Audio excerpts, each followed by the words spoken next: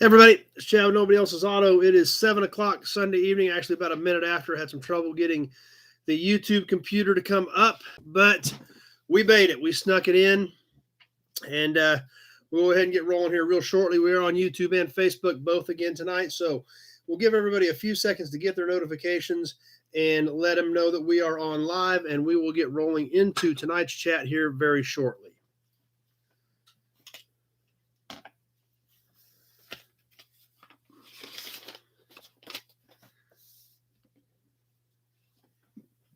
Number one's on with us. Lee from New York's on. Got some people jumping on. We'll see what we get going here with Facebook. Looks like we got a few people jumping on. Jess and Rico are here. So we'll go ahead and get rolling. We got some people jumping on with us, getting ready to go tonight. Jerry's on Facebook. Thanks for that, Jerry. I was kind of wondering if we had any comments working on Facebook. So Seaburns is here with us. Glad you made it, Robert. Bill's here. Kevin, big job. Good crew jumping on with us already tonight. So super excited about that. And it's been an interesting week to say the least. David W. is here. Darren's here. Dan's here. Awesome. Great crowd tonight. Everybody's jumping on. Mark's on with us on Facebook. 67 to 72 Ford trucks. I do have several of those in stock. If you want to give me a shout after tomorrow, Mark, give me a list of what you need. I can see what I got on that. Joe's on with us. Brandon in Illinois is here. Number one, you look okay auction, not super auction. Reese is on with us on YouTube. Joe's on Facebook. Great. Glad everybody's jumping on with us, and going to have a great chat this evening. As always, questions, comments, be sure to ask them. If I don't have the answer, a lot of times some of our other friends on here do and can help us all out. So that's what's great about it. That's what's fun about this. And it looks like we're all caught up on comments for the time being. Hopefully Facebook is still feeding. I'm still getting the same error messages, but that hasn't been affecting us too badly the last few weeks. Brent's on with us on Facebook. Old School made it tonight. So glad everybody's here. Hope everybody had a great week. I know mine week was bonkers to say the least. So barely got everything ready for tonight. Ellen NC's here. Old School found a Harley Davidson oil can today. Those are great. I don't have much for that. I did get that one we looked at Toy Tuesday a couple weeks ago, but those old Harley cans are always cool to add to anybody's collection. Big job. How was the auction? We're going to get to the auction here real soon. Mike's on with us. Glad Mike made it. Big winner yesterday at the auction. My buddy Mike took home a super cool car. We'll talk about that here in a little bit as well. So anyway, I guess we'll just as well go ahead and get rolling into the F&E Collector Auto Auction from yesterday. It was went outstanding, to say the least. Reese, any parts for 28 International and 49 to 54 International and 59 International? Reese, I've got all those trucks in stock in various forms. So if you want to give me a shout with a list of everything you need on those, I have something in all those windows. Old School found a Japanese tin Ford Fairlane friction car. Those are great too. Dan has bad weather. Hopefully your connection hangs in there. Gail from Des Moines is on. Lots of people jumping on tonight. That's what makes this great. Number one. Let's see. Can't understand why every car guy, gal is in this immediate answer part source for classics, like share and subscribe. Kind of lost me there, number one. Not sure where we're going with that. Kevin, looks like someone took a buckshot at the sign. Yeah, the sign is definitely a little bit on the rough side. And I guess we'll just go ahead and catch the sign while we're here before we jump into the auction. Goodrich Tires, a guy that I know here in town who does a lot of antique stuff actually came up with that sign here a few months ago, and he called me. And was fortunate enough to pick that up. Yeah, it is definitely got some pretty good-sized chips right in the middle, but it is still a great sign. It is a porcelain. It is single-sided.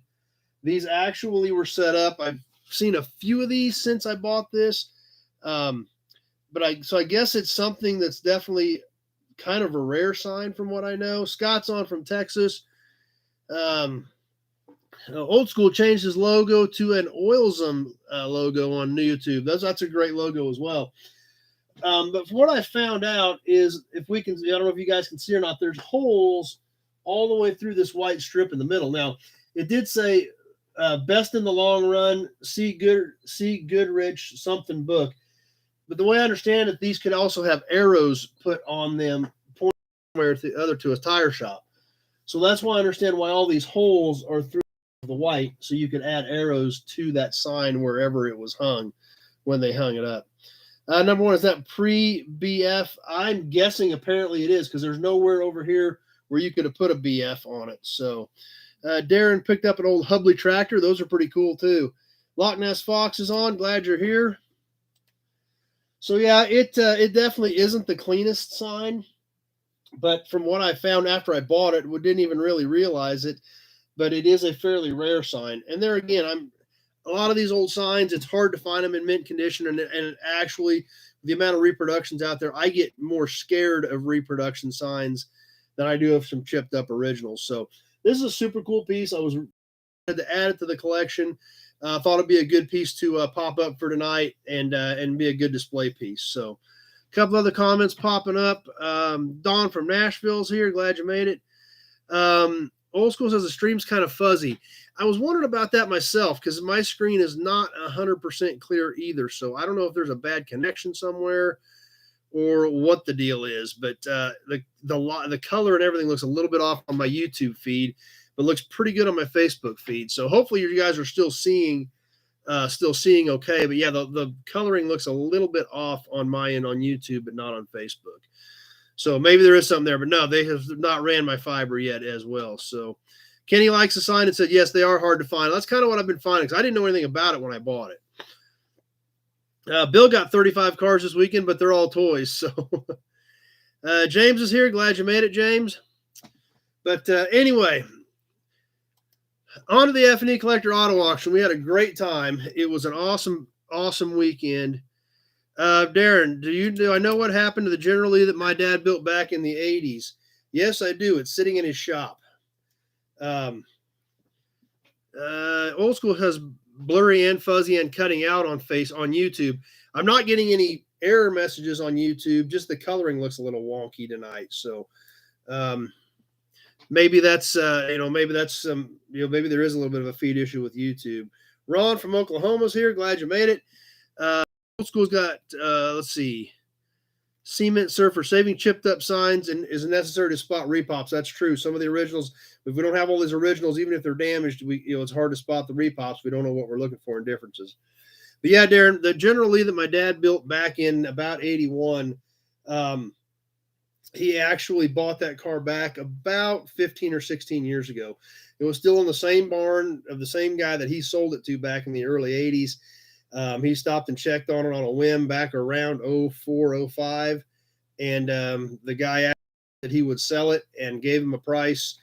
And he called me and told me to drop everything I was doing. He was not leaving the farmstead until we had the car loaded. So Dad stayed there. He called me, said, run and grab the trailer. Mom's got some money ready and get up here. So I dropped what I was doing and hooked up, grabbed the money and headed up there. And we didn't leave until we brought the car home with us that night when he finally found out it was for sale and could be bought. So yes, the General Lee that my dad built back in the early days, he has it back. So let's see. Lots of other stuff popping up here. Bill Wagum and Carlisle last week, Hershey next week. Number one says he's got a good feed, so not sure what we've got going on there. Old School, does anybody follow John Schneider on YouTube? I've been watching a little bit of his stuff on Facebook. Just because of all of the Race Week stuff he was posting. He was out on Race Week with all of my friends that do Rocky Mountain Race Week. When they did Race Week 2.0 a couple weeks ago, John Schneider was out on that, and he posted a lot of cool stuff from Race Week that my good friend Matt Frost puts together. Super cool having a guy like that participating and out amongst the Race Weekers on that deal.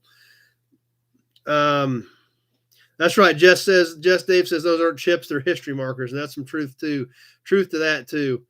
Darren remembers the car right after my dad finished it. Yep. Number one, it's a great story. Should let him tell it on here one night. Yeah, we ought to do that. And in fact, that's a car I probably should do a video on. My dad's got an extensive collection of cars as well. Actually, he's down a little bit because he sold 4 yesterday. So I'm sure he's going to be in the market for something else coming up soon, but he sold 4 yesterday. So Loch Ness Fox says he's a little bit fuzzy, but overall okay. So good there. Michael in Washington says Facebook's looking good for him in Washington. So hopefully everything's still ticking along.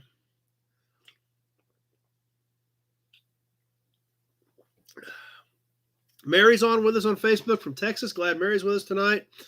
Bill's got us good on YouTube. So maybe we've got some connection issues in certain areas, but overall things seem to be ticking along. So we'll just keep rolling. And we'll get into yesterday, the F&E Collector Auto Auction. Sam's on. Glad you made it, Sam. As we've talked on here before, and as a lot of you are familiar with, I am part owner in the F&E Collector Auto Auction. My partner, Chris Frosher, with Car Auction and Real Estate in Larned and Pratt, Kansas. We teamed up. This is our 6th event. So about 6 years ago, we teamed up, started putting this concept together for a regional event for a collector auto auction. So our concept was to build this as a regional deal. Mecum and Barrett have gotten huge. We know that. They're all over TV. But what we have found is, a lot of people don't really, those have gotten so big. Plus, they're also hard to get to. They're always in big cities. Sometimes they're even hard to get to the facility, especially if you're taking cars in or out. A lot of them are in downtown metropolitan areas. Getting in and out with trailers is a hassle, things like that. So Chris and I, with Chris having an auction company and me obviously having a little knowledge in the car world, we teamed up to put together the F&E Collector Auto Auction. Yesterday was our 6th event. My last week, to say the least, was bonkers, but we had probably the best lineup of cars that we've ever had. We had a great time. We had a great turnout. I don't know how many people were there yesterday, but the whole building was packed with people. We had a ton of people online on proxy bid.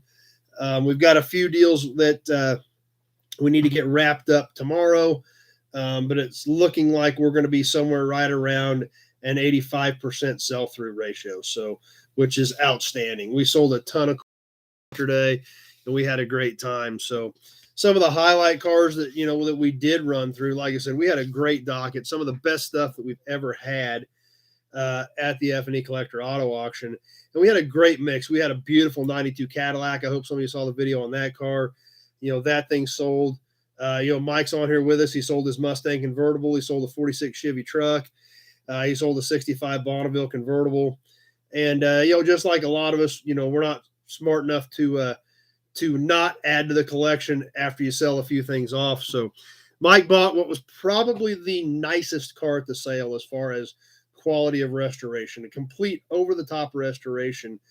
And we had a lot of really nice cars there, but this is one of those where you could almost eat off the bottom side of the car. Of a 1951 Ford Victoria Tudor hardtop. We did a video on that car as well. F&E Collector Auto Auction YouTube channel, as well as the Facebook pages. So beautiful car that Mike picked up to add to his collection. Roger's on with us. Big job. What did the Henry J go for? He wanted to watch it live, but could not find it. Henry J, I've got it written down at $6,200 is what it sold for. Is where that car hammered at. So Kevin was watching the blue Trans Am. Yeah, that one did not find a new owner. That was one of the few that did not sell. But man, we sold a ton of cars yesterday. Some beautiful 56 Chevys. We sold a 56 Bel Air 4-door, just a regular 4-door sedan, but it was had a factory air car with a factory visor. So really, really sharp 4-door sedan. Sold a gorgeous yellow and black Tudor hardtop. Sold a really sharp white and silver 210 that had been hot rodded with a small block and custom interior, but really, really sharp car. So we had a really good batch of 56 Chevys yesterday. Douglas from Brazil's on with us. Glad you made it. Sold some great Impalas, a 62, a 66. Sold a couple of beautiful GTOs, a 65, a 70. All these cars sold. That's the crazy part about it. One after another, they sold, which is great. That's hopefully means we're doing our job as far as marketing and getting cars in here that people want to buy. Kevin, what's going to happen to the ones that didn't sell? The consigners take those cars back, and we actually we possibly could sell even a few more this week. We typically do. However, we sold 4 of them right after the auction that didn't sell going across the block. And those deals, we have to wrap all those up tomorrow. And then we've got, like I said, we sold 85% once we get all those nailed down. So it's not a lot left to sell, but there's still a possibility we may get a few more deals put together. The consigners can't take those cars home with them. And if we get a call on them after the fact, that we will contact them and try to negotiate a deal for them to still try to get their vehicles moved. George, I need a 41 to 48 Chevy 4-door. I've got some, just depends on what you need and what year. George, you want to give me a shout tomorrow on the details on that. Nate was here, a good friend Nate, who hangs out with us. He sold his 65 Cadillac yesterday, and he was pretty impressed with the 51 Ford. He was excited he got to see it in person. Big Job has to take a break so he can cry in his beer for a minute that he didn't buy the Henry J. So Brandon, 68 Tornado. I do not have any 68 Tornadoes at all. Roger from Australia is here. Glad you made it. But sold a couple of 49 Chevy pickups. Like I said, just a great docket, a great lineup. We sold the George Strait BMW, 1997 BMW 750IL that was originally owned by the king of country music himself, George Strait. Came with the original title. The state of Texas actually surrendered the original title and issued a new one when he sold the car so that the original title could stay with the car to track its history.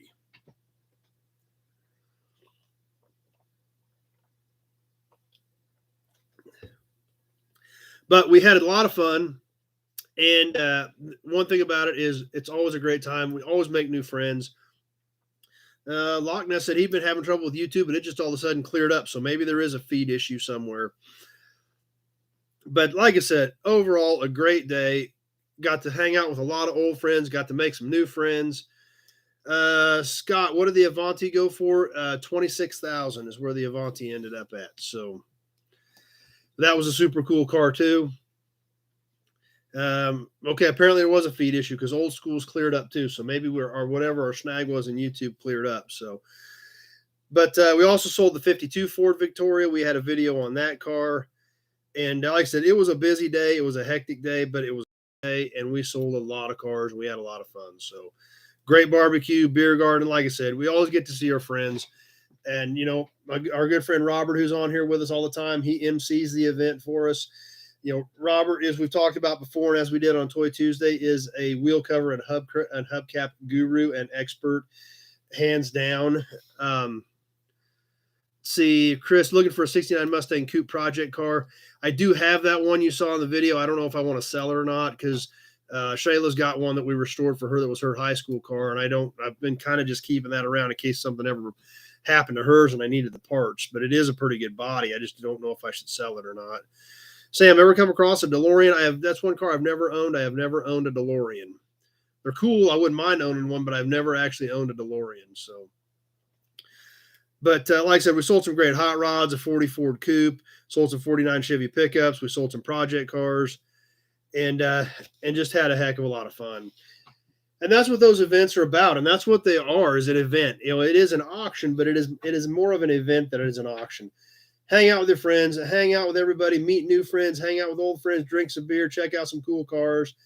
And there's a whole lot of people that have new toys today that were at the auction yesterday, and a whole bunch more people that are going to be shipped out to them here over the next several days. So Robert says, thanks for having him. Well, Robert, Robert does a great job for us, and with his automotive knowledge, because what Robert does for us is as the cars are rolling up on the block, he gives us a rundown on that particular car. Plus, that's the great part about Robert, with his knowledge of the automotive world in general, he can add a lot to it about sometimes the vehicle's history, the designer, specific features about the car, things like that. So Robert does an outstanding job for us. Him and Chris flow very, very well together, which is really tough for the auctioneer. When my partner Chris was on the stand selling cars, having that flow with the MC and him is super, super critical to make sure the auction flows smoothly. And Robert does an outstanding job, and it just flows marvelously is the best way to put it. So super happy that Robert's helping us out. This was his second year MCing the event for us. And definitely hope that he's going to be around and helping us out for several years to come. Old School, DeLoreans were slow as molasses. Yes, they were not the fastest cars ever produced, that's for sure. L and NC was watching the 51 Pontiac. Dan says his weather's getting worse, but his reception is getting better. So, Bill, what did the custom Corvette do? The custom Corvette got bid into the 20s, but that was about it. Wasn't quite enough to take it home. When I first saw the pictures of the car, I didn't really know what to think of it. In person, the car is very impressive. Like I said, the pictures, wasn't that excited about it, but when I saw the car in person, very nice build and good lines and definitely something kind of neat. But there again, it is a custom car, and you got to have, a couple people at the same auction and online at the same time that appreciate the custom work. But it was a very well done car and a very nice car and a very high quality car. And like I said, it looked better in person than it did in the pictures. Kevin's on with us on Facebook.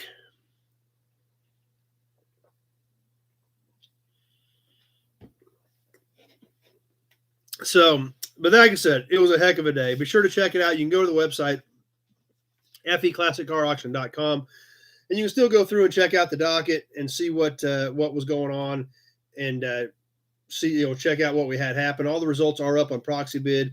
I'm sure none of the results are to our website yet, but you can click the Proxy Bid link and check out the results from yesterday from the F&E Classic Car Auction. And we had like I said, great time. Thanks to Robert, thanks to Mike, thanks to Nate, thanks to all of you that made it. Jess and Rico were here.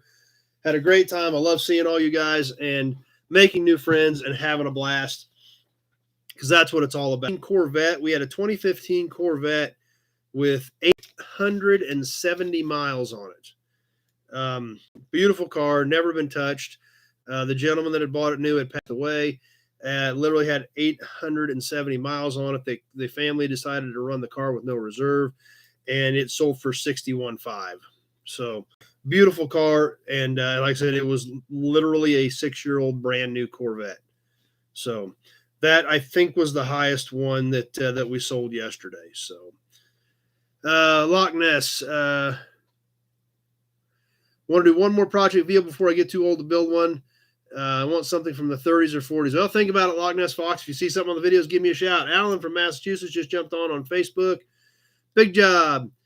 Got to get some stuff sold and thin the herd and bring in new blood. So that's right.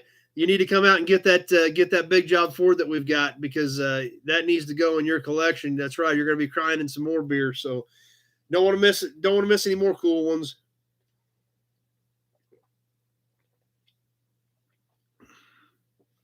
So anyway, that's what I had to talk about tonight for a topic. Obviously, that's been my life for about the last week to 10 days. And I've got pages of parts to check for guys. I've got a couple of things I need to ship yet from the end of last week. So tomorrow we got to go out and take the podium down, get all that stuff put back in storage, start talking to transporters, start getting these cars shipped out to their excited new owners for the stuff that sold on Proxy Bid.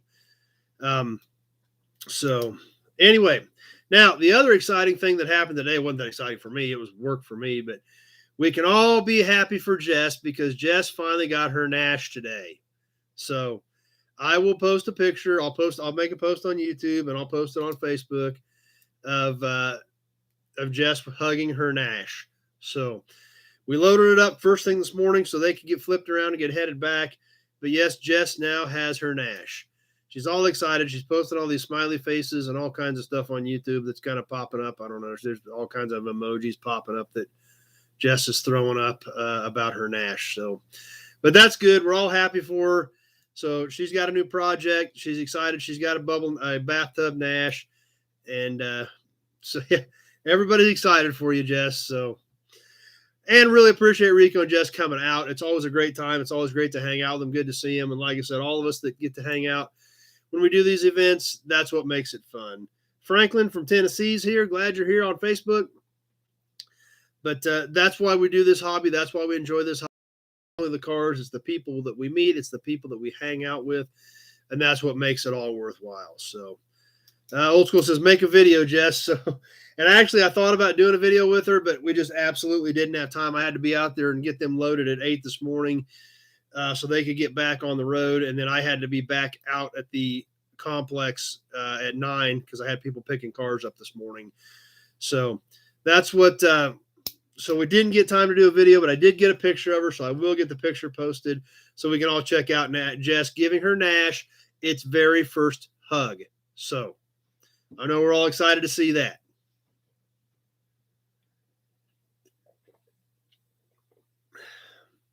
So let's check out a badge. Let's check out a magazine. Jess already spent about an hour cleaning the car out. So Dan says, we thought we might run the Nash through the auction on accident. Yeah, we could have made her bid on it. So,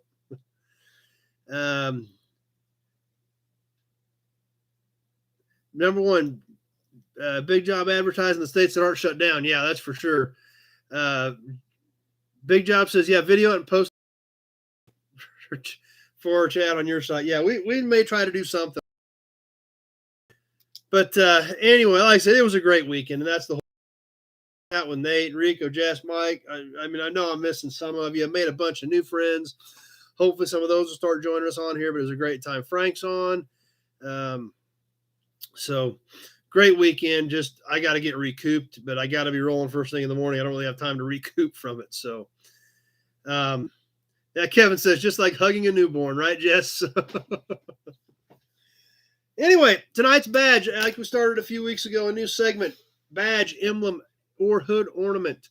So we're going to check another one of those out tonight before we get into the magazine. And if you caught the post earlier, the magazine we're going to look at tonight, we all love the classified ads in the back of the magazines. Tonight's magazine has the most epic classified ad I have ever found in one of these old magazines since we started looking at them. Joe's on with us on Facebook as well. Glad you made it, Joe. So it's super awesome. If you're on Facebook, throw a share out there for us if you could. Invite your friends over to hang out with us. If you're on YouTube, glad you're here. Hit the like button. Some of you guys have even thrown up super chats, which is awesome. I still am amazed that you guys have done that for me. But that's what's awesome, and that's what's great about this deal. So always appreciate the help from any of you guys to help spread the word and increase our footprint and invite more friends in here to hang out with us. Big Job says his YouTube's starting to stutter a little bit, so hopefully it'll all hang in there. Everything on my end pretty much is flowing pretty good on both formats, so hopefully the technical side of it is hanging in there. Let's see. Nate says, super excited for Jess. Met her for the first time this summer, and within about 5 minutes, she was already babbling about the Nash. So, yeah, it was actually Rico and Jess came out for the auction last year, the first time they had been out here. And that's when she found out that I had a Nash, fell in love with it. So she's literally been waiting for a year for today. And we loaded it up today, and it's back home with Jess. So, and she's still popping up hearts and smiley faces and geez, wow, it's like all kinds of stuff popping up of emojis of loving of a Nash. So, but that's cool. That's why we're here, because we love it. We love the cars. We love the history. We love the story. And we love making the new friends. The badge for tonight, like I said, badge, emblem, hood ornament. This is kind of a combination. This is a hood badge. So what we've got tonight to check out is definitely one of my favorite ones. Old School wants to see pictures, Jess. So we're all going to have to start getting some of that content. Maybe Jess will get us send me some pictures to post. Like I said, she's already cleaning it out, starting to make a little bit of headway on it, and maybe she'll get us some pictures, and I can start throwing them up there for everybody as well. So, but tonight's badge, this is one of my favorites. Here it is, really cool badge with a lot of color in it. This is a 1947 Buick Newell stock front hood badge. This bolted right on the very front edge of the hood, right above the grill on a 47 Buick. This had a big, wide pop metal winged piece, basically. This sat right in the middle, right above the grill. This is, like I said, this is Newell stock. Never been on a car. Jess says she will send some pictures. So I found this at a swap meet. It's a beautiful piece. I love the colors. I love the Buick crest. And obviously, like we've talked about on her before, I cut my teeth on Buick from the 40s and 50s because that's what my dad dealt in. So that's what I learned, where I learned how to do this stuff was on 40s and 50s Buicks. Brandon likes it. Kevin likes it. Number one is that an iron cross and a wolf. Kind of, that's what they look like. I think it's a stag, actually, a cross and a stag. It was the Buick family crest. They used this for several years in several different variations. Back in the 30s, they had a lot of times where it was a real tall, skinny type crest. On this 47, they made it wider and fatter, but they still used the red background with the blue diamond cross and the stag and the cross in the corner. So that, like I said, this Buick shield, this Buick family crest that they used, has always definitely been one of my favorite pieces. Now, anybody who knows Buicks or have studied Buicks or been around Buicks knows that 47 and 48 both look identical from the front of the car. You literally can't tell them apart. Same grille, same park light, same configuration, same everything.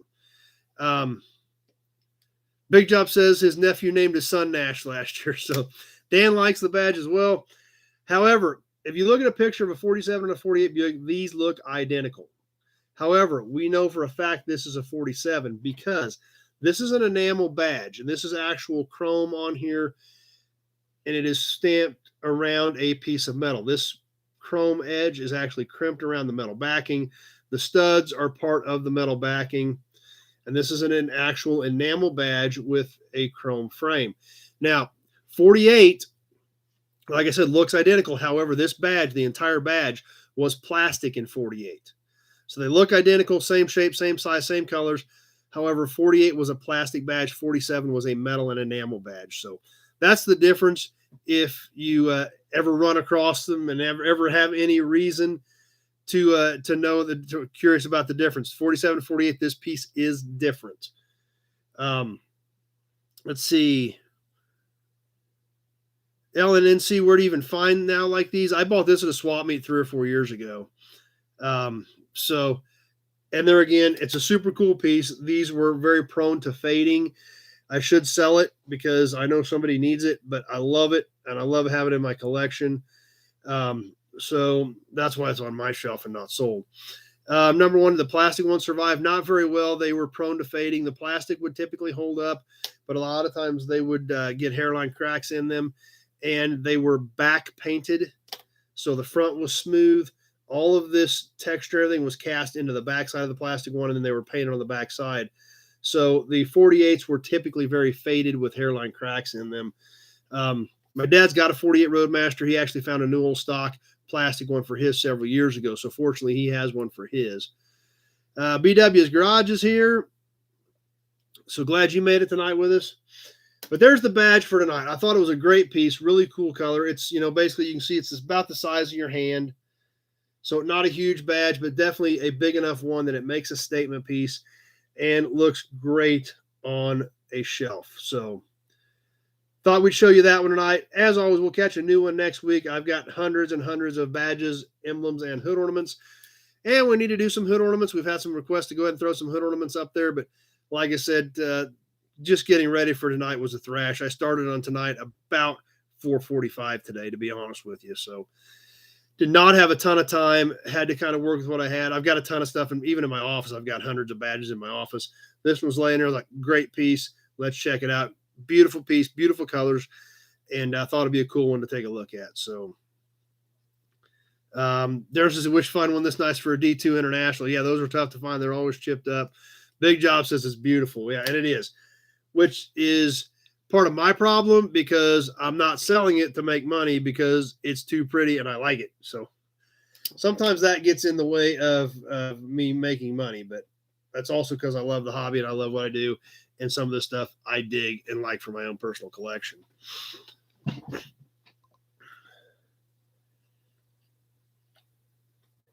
Tonight's magazine. Let's get rolling with the magazine for tonight. And then we're going to give away a Wyandotte truck here in a little bit. Plus, we're going to announce the new raffle for October. So let's keep boogieing. Yeah, Kevin said it looks like a little bit of a medieval theme. Yeah, it does kind of look like a medieval theme. Joe is definitely ready for hood ornaments on Facebook. So start digging through some of those boxes maybe next week and get a hood ornament out for next week. So this week's magazine, we're going to back it up even a few more years. We do a lot of stuff from mid to late 50s up into late 70s, early 80s is kind of where we try to stick with this. Back it up just a little bit more to 1954. And there was some really cool stuff in here. And what really amazed me, just backing up a few years, we looked at a lot of magazines from 57, 58, 59, getting up into the 60s. But what I saw here was so cool because we were on the cusp of a lot of what we're very, very familiar with today. Things that were almost mainstream in the 60s and are literally rule of thumb in today's world. And we were on the cusp of it in 1950. What was so great about this issue of the magazine. We're going to look at the motor trend from September of 1954. So we're going to back up a few years earlier than what we've done on some other stuff. And there's some cool stuff in here. Like I said, we were on the cusp of a lot of things happening at this point. We can see a headline of fuel injection on this magazine. So obviously that's getting into some new stuff. Obviously we see some station wagons on the front testing your best wagon. So we're going to talk about some wagons, which we all know I love wagons. And the other interesting thing about this the cover of this Motor Trend, 5th anniversary issue of Motor Trend. So there again, Motor Trend has become a mainstay in today's automotive society. And so they had their 5-year anniversary at that point. So it's a pretty cool piece. So let's go ahead and get into it. And with a lot of these motor trends, we're going to start with the spotlight on Detroit. There again, and this is where I first started. Obviously, the fuel injection headline intrigued me about where this issue was going.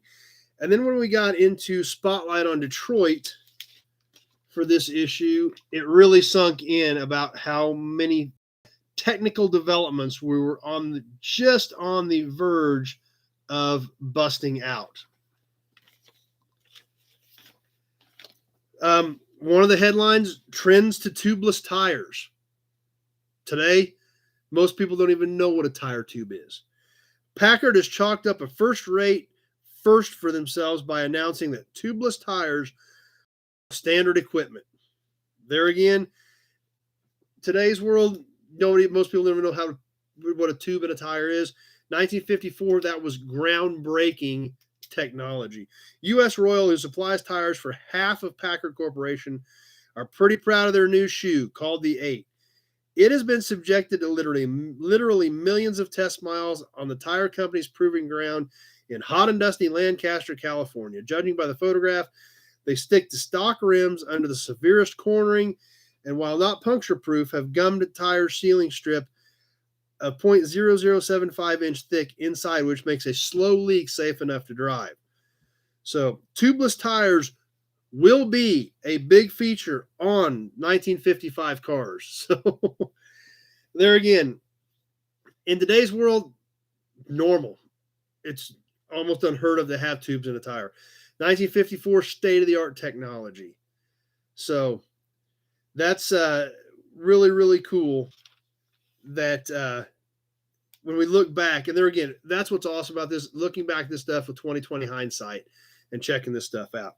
Now, another little blip in the spotlight on Detroit. Like I said, there's tons of cool stuff, but there's no way to catch it all because every one of these magazines we can look at everything in the magazine. So it's a good deal. It's so cool to check this out. Number one, invited some new friends. Glad all the number one's new friends are here. Thanks for stopping by. Hope you enjoy the chat. Hope you like it, and hope you stick with us for a while. Thanks for inviting them, number one, and hope you guys enjoy the show.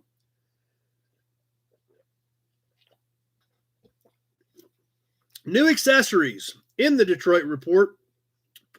Performance is sure to benefit by Mercury's new dealer-installed dual exhaust system. While this does not include headers in the true sense, at least the cross is eliminated, and each pipe serves as a separate bank of cylinders. Duals for Mercs have been advertised on the pages of Motor Trend for years, but it is news when the factory officially gets into the act. Price is $49.50. Installation is extra. So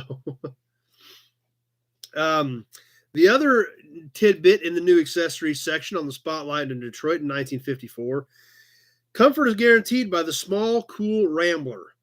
Air conditioning for these cars can now be factory installed in any model except the convertible, at the amazingly low price of $345. And this includes a heater. Incidentally, station wagon fans can refrigerate themselves for the first time as well. So, kind of crazy to think about. Our good friends Doug and Jill Prayer on with us. Glad to have them with the Auburn Cord Duesenberg Company on with us tonight. Great people and an awesome operation.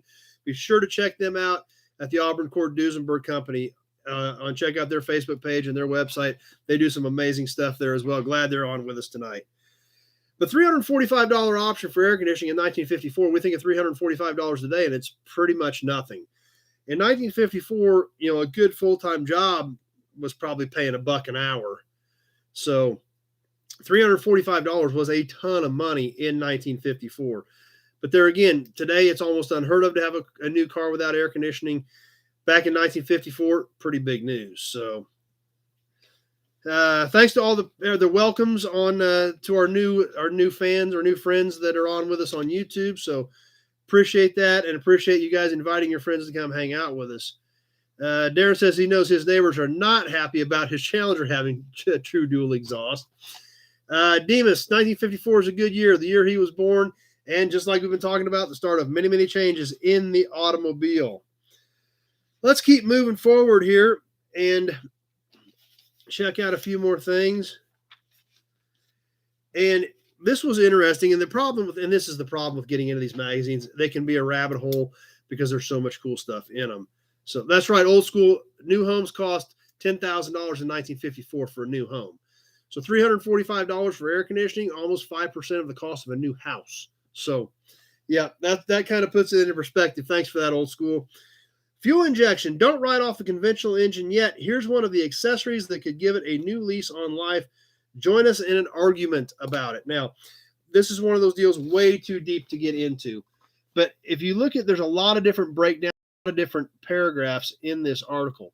What all of this stuff is, different people's opinions.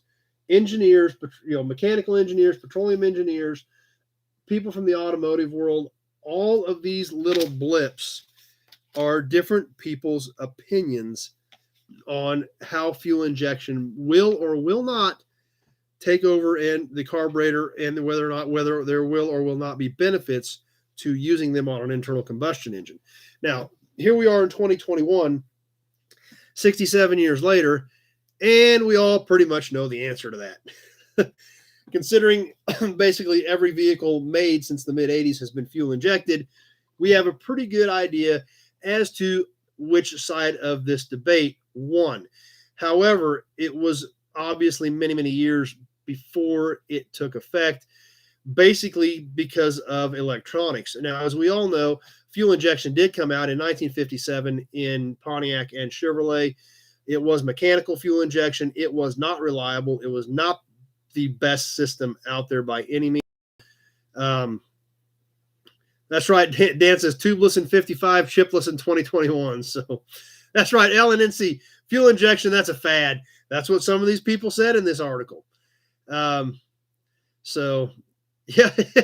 Number one says, wait till the newbies find out about the turkey hunt and the raffles. So that could be true. Yep. That's what we're here for, though, to have a good time. So it's really cool there again, looking back with hindsight 2020, knowing what we know today, that everything is fuel injected, and they were having a debate. But like I said, what the fuel injection they had at that point being mechanical was not that good. Now, in 1959, Chrysler did have electronic fuel injection, and I think there was even a few 58s that had fuel injection. However, the electronics could not hold up to the heat. They didn't work. It didn't last. I believe there are one or two cars out. I think there's a couple of cars out there, 58, 59 era Chryslers, that are running fuel injection, original fuel injection, that has been, upgraded to today's electronics with, the same similar format, but with better components in the original format to make them run. And even if we remember back a few months ago, we had a magazine that even touched on Rambler potentially having fuel injection around 58 or 59. Like Robert says, now we're just shooting it straight into the cylinder. That's right.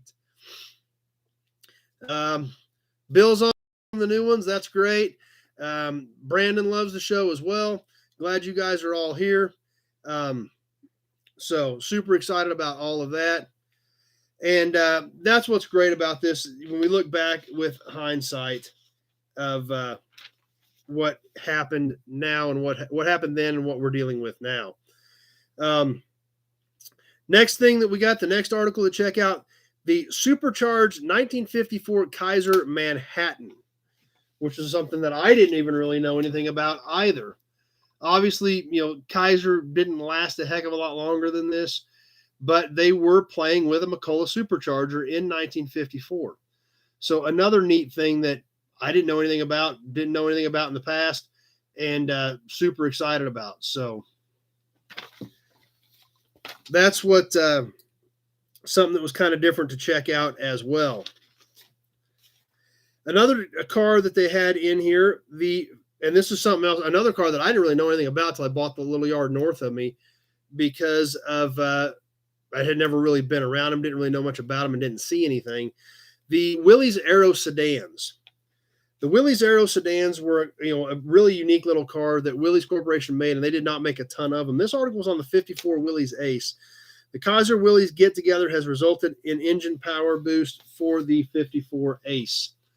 So something that's definitely kind of different, something a lot of us are not too familiar with. And a lot of people, when they ask if I've got an actual Willys Aero in the yard and tell them you've got 3 of them, that always catches them off guard. So definitely kind of cool there. There again, we're looking back at hindsight on some of these vehicles, the Kaiser, the Willys Ace, that you never hear anything about today. They don't get the respect, they don't get the appreciation that a lot of other cars from that era do. Did someone pick up the Kaiser from the auction? They were the Kaiser and the Henry J at the auction. If that's the ones we're talking about, Kevin, were both no reserve. So yes, they are both heading to new owners this week. The Kaiser's already gone, actually. So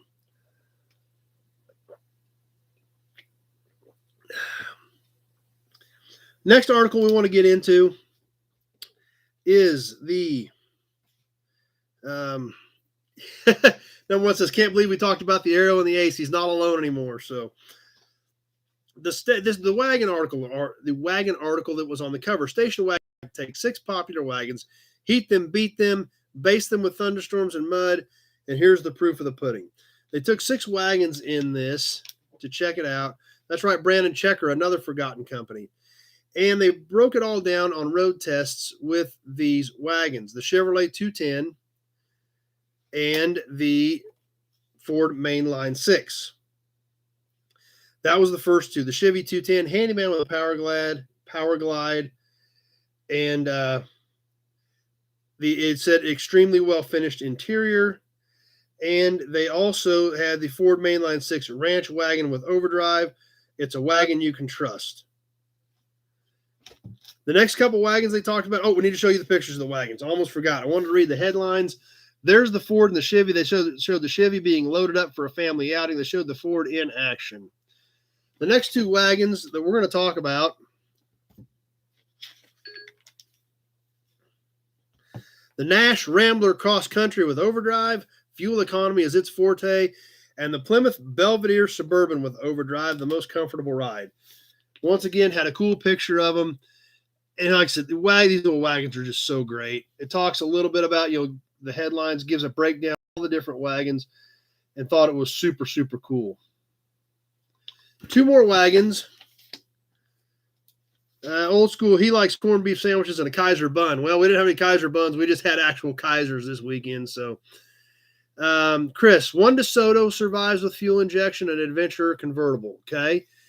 35 cars were equipped in 58. All were recalled. So there was 1 running DeSoto, is what Chris tells us, a convertible. Now, I saw a video somewhere pop up that there is a 300 being restored with fuel injection as well. That car may not be done, but I did see something about a 300 being restored with fuel injection. So 35 cars were built and all were recalled on that. Jess had corned beef tonight. So the next couple wagons in the article, the Studebaker V8 Conestoga with overdrive could easily replace the Studi sedan. And once again, something definitely ahead of its time, the Willys 4-wheel drive with 115 horsepower engine, our most purposeful vehicle. So we take a look at these and look at that Willys. It looks an awful lot like a predecessor to the SUV craze that has been overtaking the country for almost the last 30 years. So, yeah, once again, these smaller companies, Willys being one of them, with this Willys wagon, literally a little bit too far ahead of their time. We look back at a lot of the technology that a lot of these small companies had back in the day. You look at Tucker, all the innovations that Tucker was trying to introduce. Willys, a lot of these companies so far ahead of their time that it didn't catch on. And we look at it, looking back today with 2020 hindsight, and we now know that they were actually on the right track. They just didn't survive long enough to be able to utilize it. So, Robert, sounds like an early magazine version of Roadkill. Yeah, it kind of does. And yeah, number one wants to know if Jess had mashed potatoes with her corned beef tonight. So, but at the end of the magazine article, it does break down, and this is Motor Trend. Remember, we're looking at new cars. Motor Trend always has been a magazine for people of looking for new cars, studying new cars.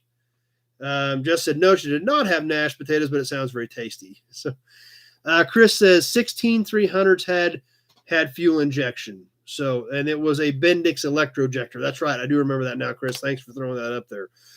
But it does give an entire breakdown chart of all of these wagons. I know it's going to be tough to really make out any details, but after they did the half-page write-up on all of the wagons, it broke it all down to a spec sheet to give you the details on all those wagons for people in 1954 looking for new cars, considering a station wagon. The Chevrolet, the Ford 6, the Nash 4-door, the Plymouth, the Studebaker, and the Willys 4-wheel drive. So, really cool. Broke down the drivetrain. And, the Chevrolet, obviously an overhead valve 6, which would have been a 235. The Ford was also an overhead valve 6. The Nash was an L-head 6. The Plymouth was an L-head 6. The Studebaker, the only wagon they tested with an overhead valve V8 in 1954. And the Willys 4-wheel drive, basically pre-SUV, was an L-head 6. So when we think back to 1954, there wasn't a lot of V8s out there. Cadillac and Oldsmobile had it in 49. Buick didn't get it till 53. Chevy didn't even have a V8 yet. It was just about to break. This was September of 54, but Chevrolet did not have a V8 yet. So out of these 6 wagons, Studebaker was the only one available with a V8 engine. So, but the crazy part about it, when you look at the horsepower, the 235 Chevy actually was advertised 125 horse, and the Studebaker V8 was advertised 120 horse. So, something to kind of, keep that all into perspective. And it does break down all the specifications that somebody would be interested in for a station wagon, as far as anybody that was in the market for them at that time. We'll try to take a little better look at this stuff here, if we can see it. External dimensions, internal dimensions, length, width, all these things. They put them all in a nice handy chart where you could break it down for people who were in the market for a new station wagon. So there again, looking back with 2020 hindsight, it's pretty cool to check some of that stuff out. Let's see. Number one, what were those early fuel systems Achilles heel? Design, engineering, or application, or materials? Primarily it was just the mechanical. They were running them mechanically off the distributor on a lot of them, like Chevrolet and Pontiac, and they just were not dependable. They were not precise enough. You've got mechanical pieces. It was just like the tack drive, the tacks that ran off the distributor. They were ran off of a cable. They weren't reliable enough. There was too much variation in them. And then the electrical fuel injector, just like we talked about the Bendix electrojector, the electrical components were just not good enough to keep up. They did not have the diodes, the relays, all the pieces of the electrical part of it. Electronics obviously was the way to go, as we well know today, but the electrical components of the day couldn't with the heat, the damage, the vibration, the temperature changes, the moisture changes, things like that a vehicle goes through on a regular basis. So that's, it was all those things that led to fuel injection not being introduced until we really had somewhat decent electronic controls to manage it.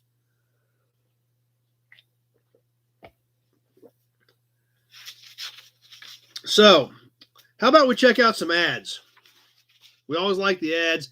And don't forget, the most epic classified ad I've ever found in one of these old magazines is coming up. So let's get to the ads. That's about what I had for articles. Like I said, we could do we could go down a rabbit hole and be here for the next 3 hours going through every one of these articles. So I kind of try to pull out a few cool ones, and then we'll bust into some ads, and we're definitely going to check out the classifieds in this issue.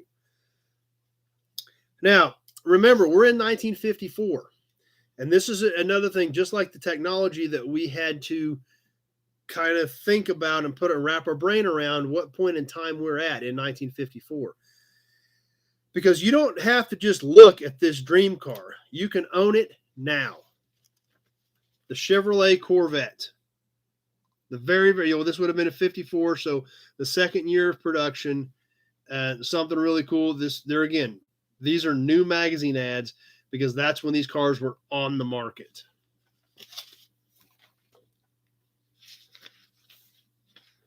Next ad we're going to check out, and this one really stood out because I've never heard of this and didn't really know much about it. But they apparently had a pretty good advertising budget because they had a 2-page ad and they actually had color in it. As we all know, when we get into some of these early magazines, very, very little color in them. And they actually used red in their ad for Lodge spark plugs. Yes, Lodge, Lodge.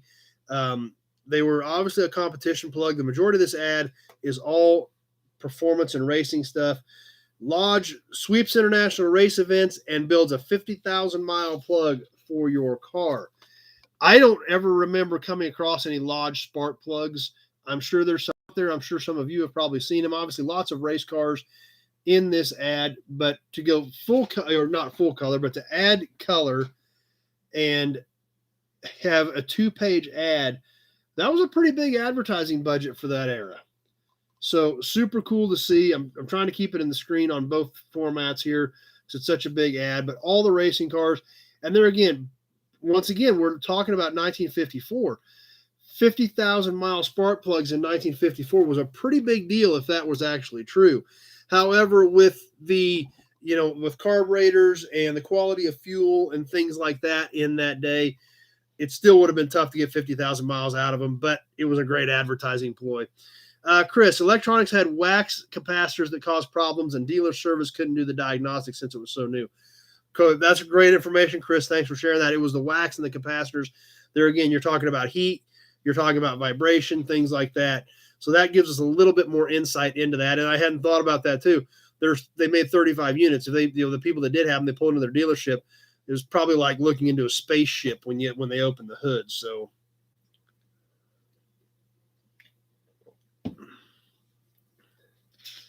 Another ad that I wanted to check out that we once again have to put our brains into the time period of where at in 1954.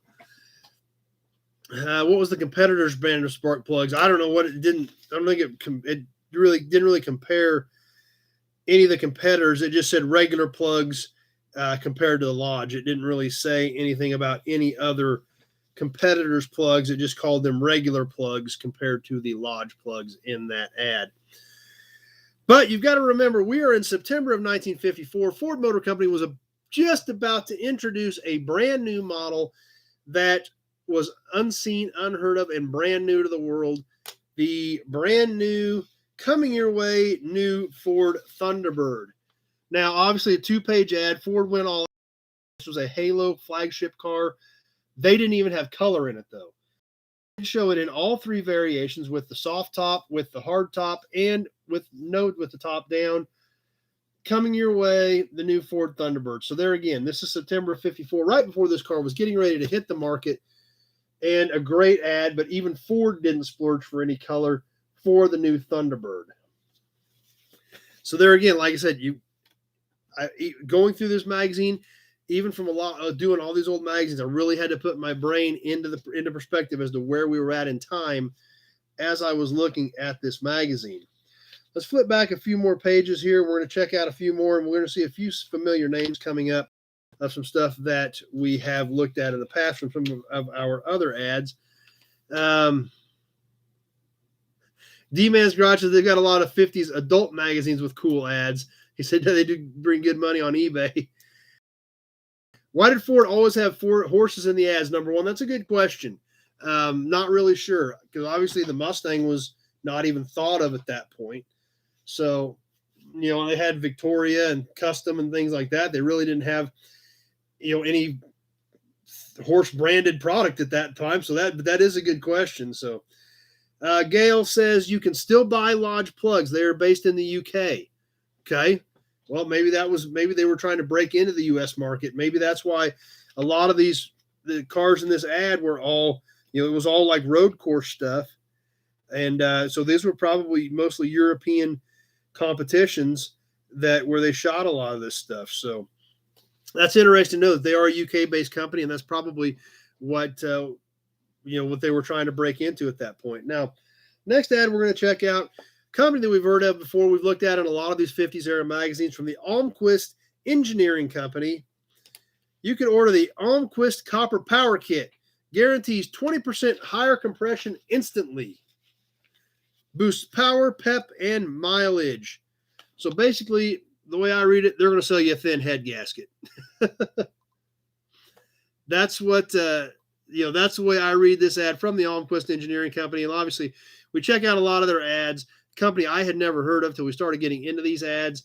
But there again, that's what's so cool about this chat. That's what's so cool about studying this stuff, getting into this stuff, and checking it out and looking back in history. So I hope some of our new viewers tonight are enjoying it, and I hope you guys like it and invite some more friends over. But neat checking this stuff out.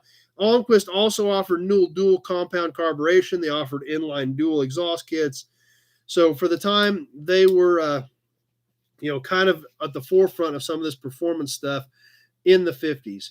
Big Job says Country Squire used the horse emblems in 65, 66. Yep. Kevin, T-Birds and Vests were the coolest of the cool back then. That's right. In the mid-50s, factory-built sports cars in the U.S., unheard of. Absolutely unheard of. So I think I'm catching most of the comments. I hope I'm not missing anybody. I'm trying to keep an eye out for them. So, but speaking of sports cars, as we flip forward a couple of more pages, like we just mentioned, a factory-built sports car almost unheard of in the mid-50s. Corvette came out in 53, the Thunderbird in 55. Obviously, today it's commonplace for manufacturers to have a halo car. Corvette's obviously still being made today.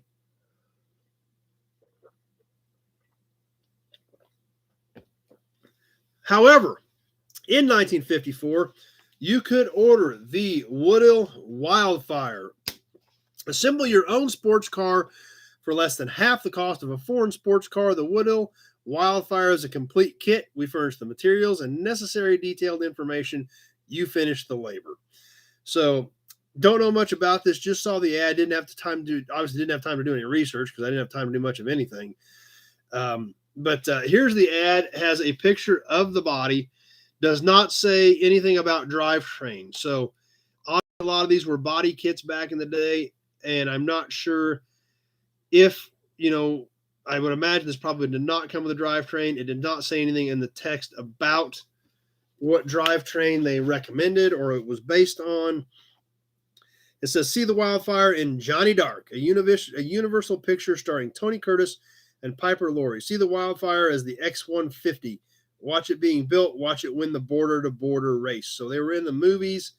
See the Wildfire in Knock on Wood, a Paramount picture starring Danny Kaye. You can write for a detailed drawing of the Wildfire body and frame, detailed instructions on how to build your own sports car. See what you get for you before you buy, all for only $2, which will be returned on your first order.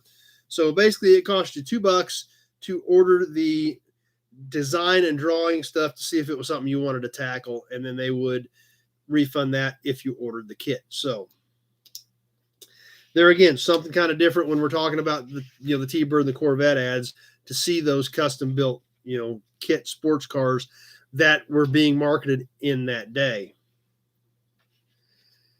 Let's see. This was definitely a different ad here. This one kind of caught me off guard. Another Camry may have had a British chassis. Yeah, it could have. And like I said, it didn't get into any of those details in the ad. Obviously, in today's world, power steering, power brakes, and air conditioning are pretty much on just about everything. 1954, not quite so common. To the point where this ad from the Midland Steel Products Company Says modernize your present car with Midland high power brakes. Yes, it was a power brake kit to add to your vehicle back in the day. Once again, in today's world, almost unheard of. Adding power brakes to a car, it's just they have them anymore. That's just the way it is. So seeing an ad to buy a kit to add power brakes for your car was kind of weird.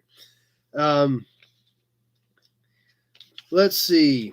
Just as well as this ad, and just like we talked about the Bendix Electrojector, here is an ad from Bendix for their electric fuel pumps.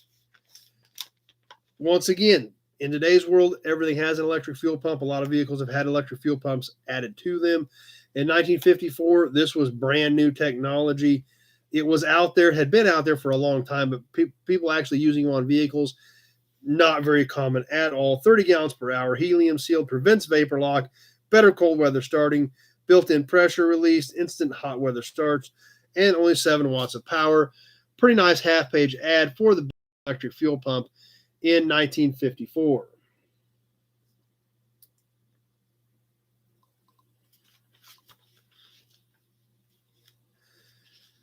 All right, let's flip up a couple of more pages. Got to be super careful with these old magazines. They are pretty fragile.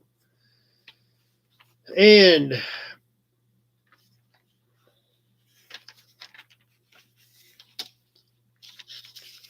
let's check out the specials from the Auto Discount Company of Glendale, California.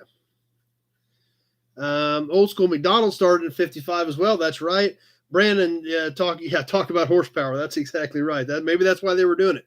Maybe they were trying to, mimic the style and the power of a horse. Maybe that's where they were going at with the horse and the Thunderbird ad. I'm not sure.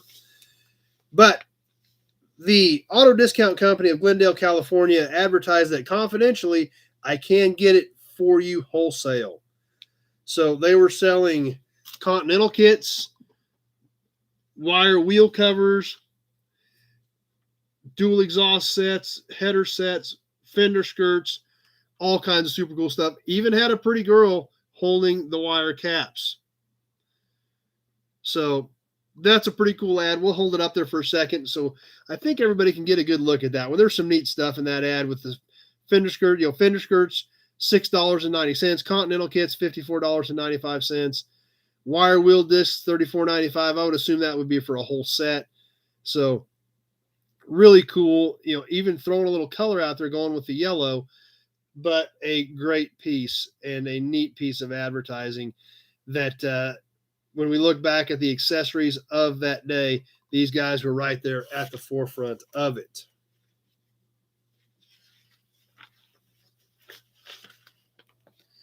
Last ad we're going to check out is the back cover with a company that we're still familiar with today. And obviously they were really trying, making some things happen back in the 50s.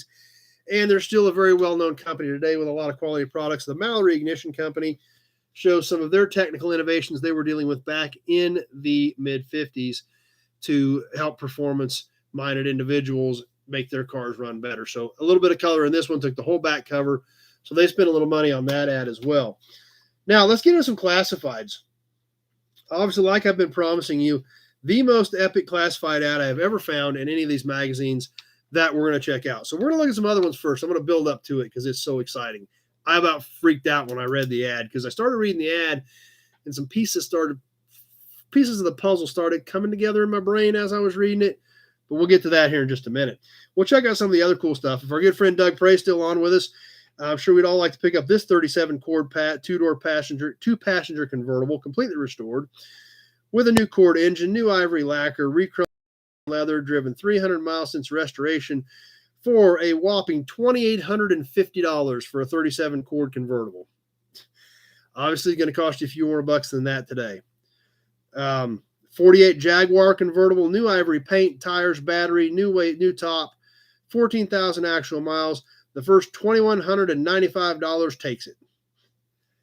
1952 Porsche 1500 Coupe, reclining seat, radio, heater, 19,000 miles, excellent condition, $2,400. We get into some early, there again, we get into the early, we're in 54, so the stuff from the teens and 20s are and 30s are old cars now. 36 V12 Cadillac Fleetwood convertible, been parked for 14 years, 9,000 actual miles, $1,500. So, like I said, just amazing what we see in these ads. For friend Doug still on with us, a 1937 Cord Beverly sedan, recently rebuilt at the Cord factory, new condition, original throughout, one owner, no rust, low mileage, excellent condition, many extras, $2,250. 49 Delahaye, 5-place convertible, over 100 miles an hour. It will run over 100 miles an hour. That was the selling point in 1954. Terrific styling, ideal for the enthusiast with a family, $2,950. You know, most of these cars are well into six figures at least right now. Another interesting car that some of you may never even heard of, I've only seen one of them in my day, the Davis three-wheeler. Anybody familiar with the Davis three-wheeler? I've seen one. There was one at the museum in Nashville when we visited the micro car museum. I'm trying to see if I can see the I can't quite make it out from here. I've got the magnet over there on my fridge from the microcar museum in Nashville, but they have a Davis in there, a three-wheel Davis. They only made a handful of those cars, so it was definitely a very cool car to check out. So that's something worth looking up. If you don't know what it is, Google the Davis three-wheel car and check it out. They were definitely interesting.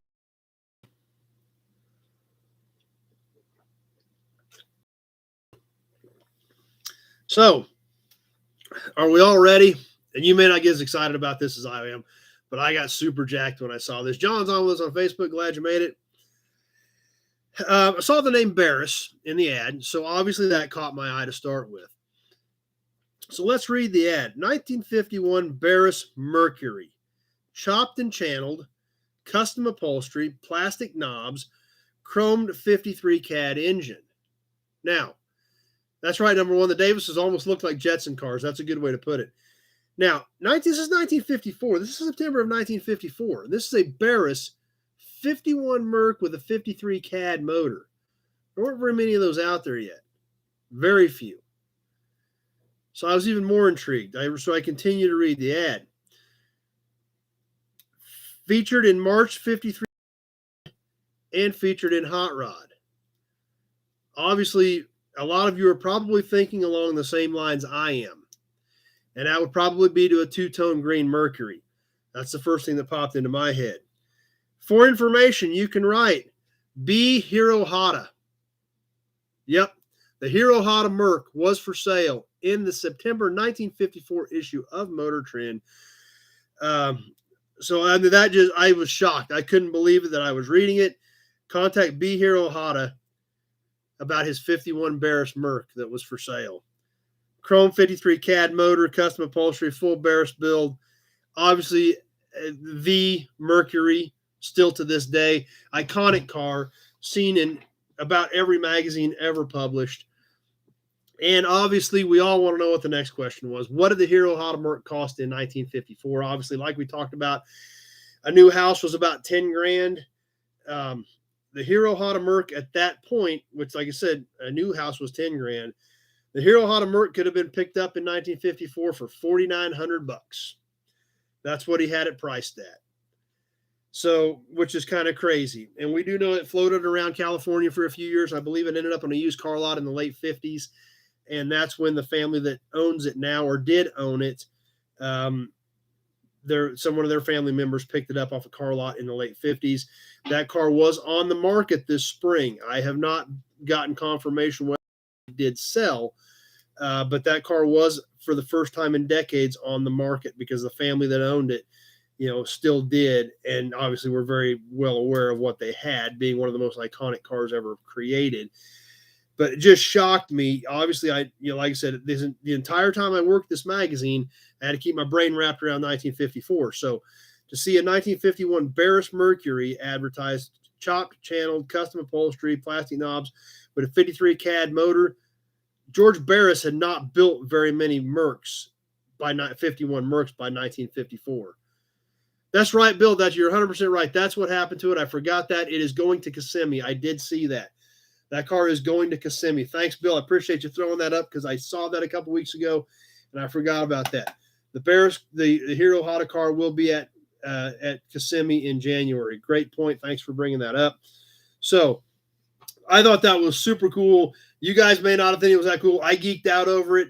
You guys probably didn't think it was quite as cool as I did, but I was super geeked when I read that, because I went in starting the ad knowing, putting my brain in 1954, that Barris has not done a lot of 51 Mercs at this point. He hasn't done a lot of Mercs with CADs in them at this point.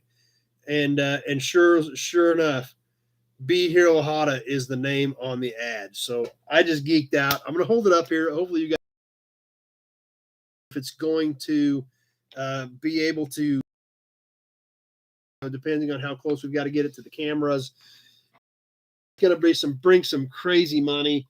I'd love for you guys to be able to read this if we can. I'm going to put it right here next to the pen and see if it's going to be clear enough to make it out or not. Right here it is. Hopefully you guys can read it. If not, maybe I'll try to throw a picture up on Facebook or something, but hopefully you guys can make it out and flip through it. But I geeked out. And like I said, maybe that's just because I geek out on crazy, weird car stuff. But that's was just awesome to me to see that. And then to see the name, to contact B Hero Hada on the car, just really, really stood out to me. So I hope you guys enjoyed it. I hope you guys geeked out about it the way I did. Thanks for throwing that up, Bill, because I completely forgot they had consigned that. Yeah, Jess says you can't see it. I apologize for that. I was afraid of that because the print, obviously, as you could tell, is very small.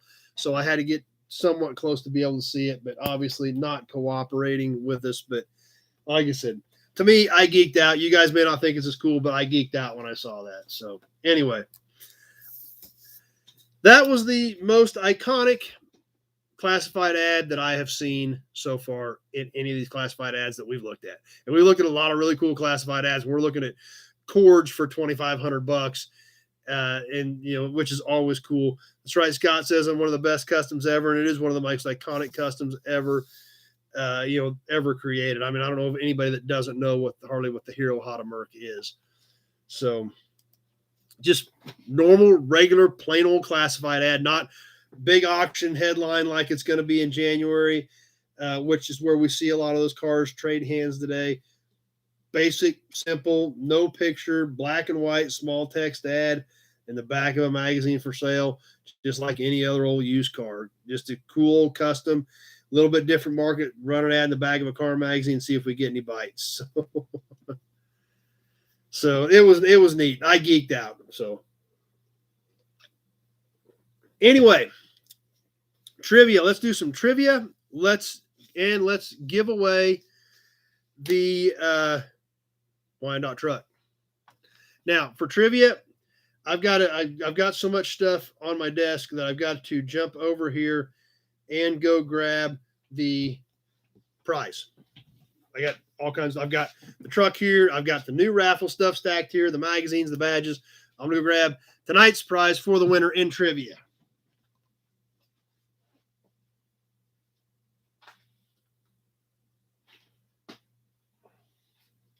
Obviously, we're talking about the F&E Collector Auto Auction. We had a great weekend. We had a ton of fun.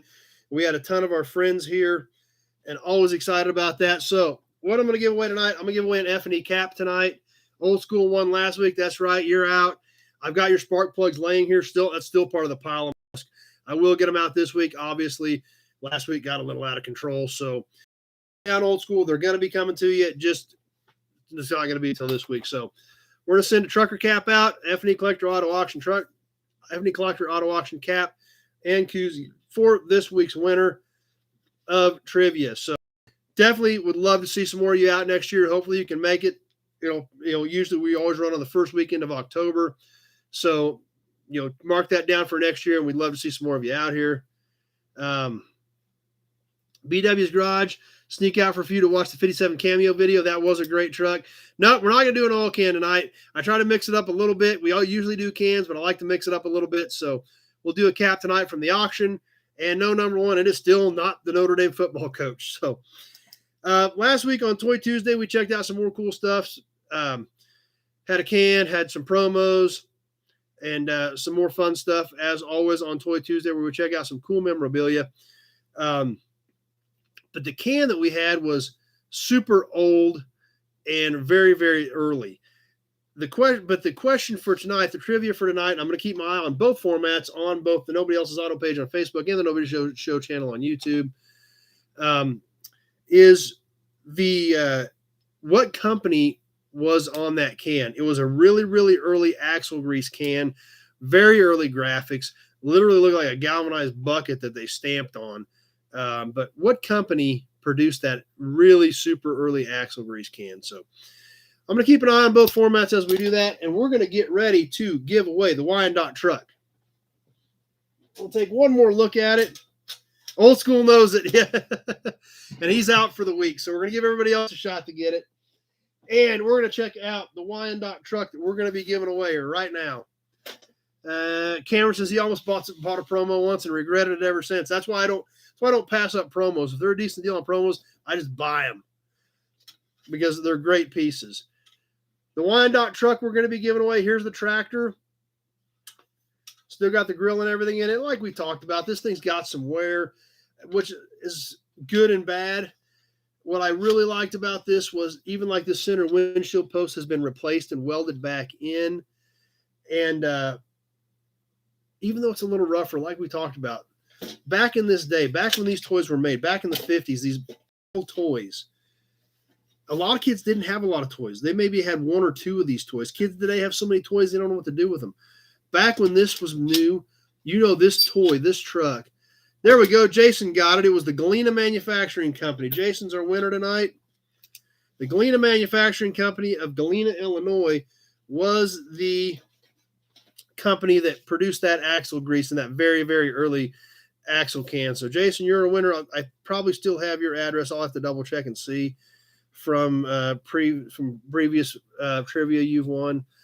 So I'll double check that. But that's what's great about this. We've still got the Wyandotte on the sides of both sides of this tray. But back then, kids didn't have toys like they have today.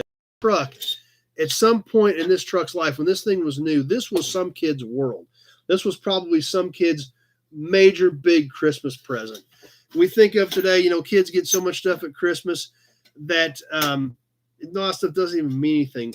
Whoever got this toy for Christmas back in the 50s, this was the biggest thing they got. This was the coolest thing they got. You got to remember, some of these toys back there were $10 when you're making $1 an hour to get a big, cool toy truck. So that's right. They don't make anything like this anymore. This is old school. That's right, Cameron. This was somebody's pride and joy. Bill got a toy bullet nose Studebaker this week. That's cool. So this truck, and that's why I really struggled with whether I should use this truck. Was it good enough for a raffle? So I started cleaning it up, and that's why I did some polishing. You can see we got a little bit of a shine to the trailer. I did some polishing on it, and the more I thought about it, the more I really thought about what this piece meant to some kid back in the day. Then I realized it's going to mean that much to somebody on here, so that we need to give this away on here. And I had to keep telling myself, no, you're not going to keep it. We're going to give it away. But even though it is looking cooler as I polish on it, we're going to give it away. Had reflectors on the front. 2 of them are gone. We've still got the center reflector. It has them on the back as well, like taillights. Jason forgot to get in this month on the raffle. I posted a reminder earlier today in case anybody did forget. But we're also going to ship this trailer as well. This is missing the Wyandotte on both sides. This is more of a cargo type trailer, but definitely same family, definitely same era. So this trailer is going to go with it to the winner. And Old School, couldn't get through on PayPal, and I don't know what happened on that. I apologize, Old School. Obviously, the way my week went, I just never had time to try to figure out why it wouldn't go through. So that's what we're going to give away tonight. Who is in at this point? Bill Wagaman is in. Al DeLude is in. Darren is in. Darren Ehrlich. Roland Walensky is in. Lee Carr is in. Kevin Hobart. Vic Lamb. And Jason wanted to be in this month too. Like I said, that's why I tried to post the reminders. But everybody I just read off is in. So if I didn't read your name and you thought you were in, let me know so we can get it straightened out and get you into next month's raffle. So let's grab the big Buick oil can. Right here, everybody's names are in there, down there in the bottom corner. And remember, we're going to send what I thought was a Newell stock, but it has been lightly used. 74 Kansas license plate to the second name we pull out. So here we go. We're going to roll the Buick can around, roll the Buick can around, roll the Buick can around. And now we're going to pick a name. We got one name. We got it right here. That name is Al DeLuty. Right there. Al is our winner tonight. If you can see it. I hope the camera's not too fuzzy. But Al is our man tonight. So Al's we're gonna ship that truck to Al, put his name on it.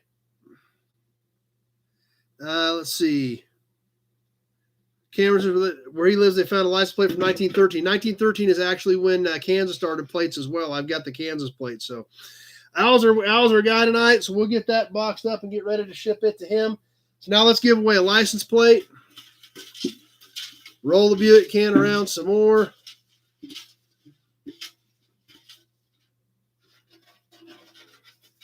No, Al's not in Australia. And actually, he actually just put his in the mail. He just sent it to me. So I got his and just sent it to him. Now, remember, if this is Al's name as well, he is ineligible for the license plate, but we'll see what name we've got here. Kevin Hobart is our license plate winner. So thanks to everybody for playing. There we go. Yep. Al's on with us, actually. I'm pretty sure he's on. He's just got a different handle on here. So, but I'm pretty sure he's on with us. So there we go. Yep, that's what I thought. L and NC is Al. That's what I was thinking. So that's our winners tonight. Thanks for playing, everybody. Super excited about it. And I hope you guys still enjoy doing this. I hope it's still worthwhile. And we'll keep doing it as long as it keeps supporting itself. So, yeah, I knew you were joking, old school. I wasn't too worried about it. So, anyway, that's what we've got. Now, we're probably all ready for the new raffle, I'm assuming.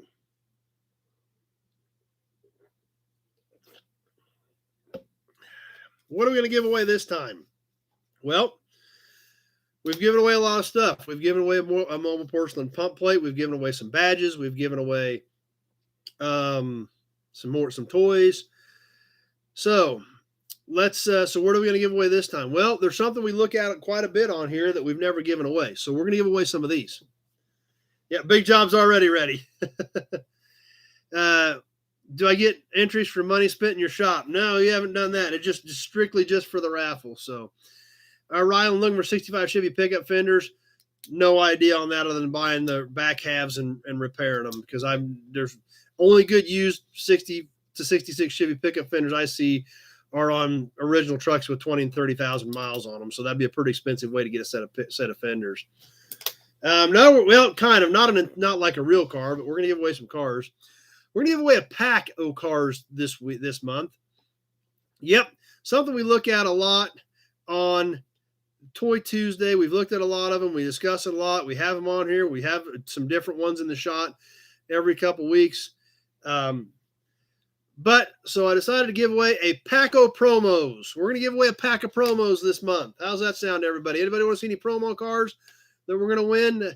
So Jess needs a steering wheel for her Nash. I don't have any Nash steering wheels to give away. However, we could raffle it off, Jess.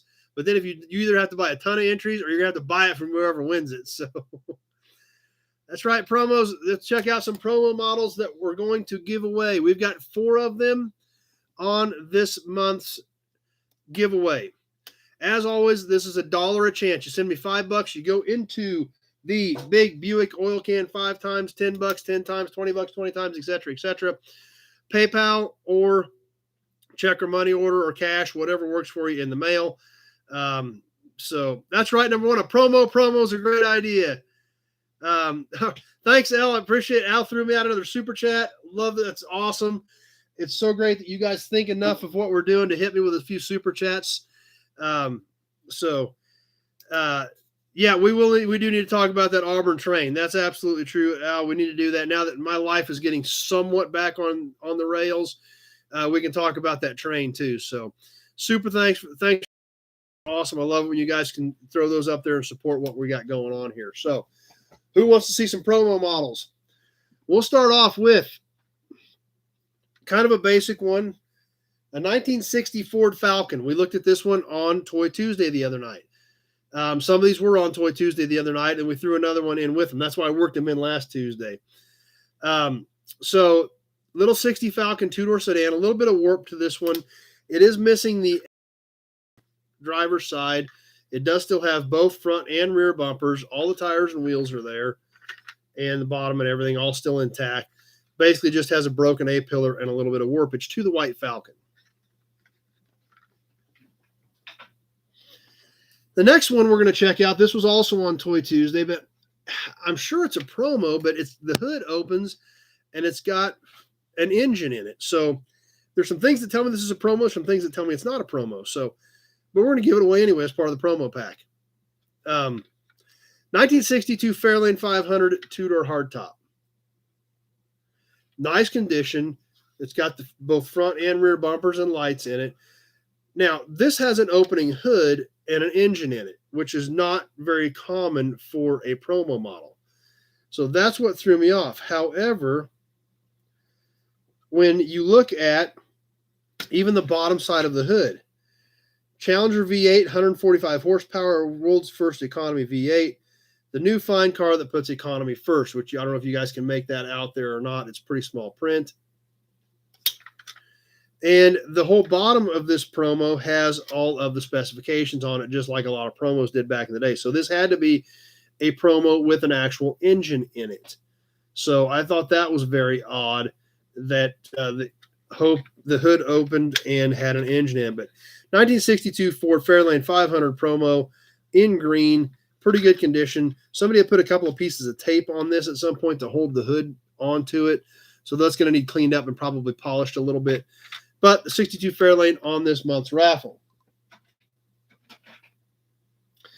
Now, we're going to mix a Chevrolet in here. I didn't want it to be all Ford, so we're going to mix a Chevrolet in here.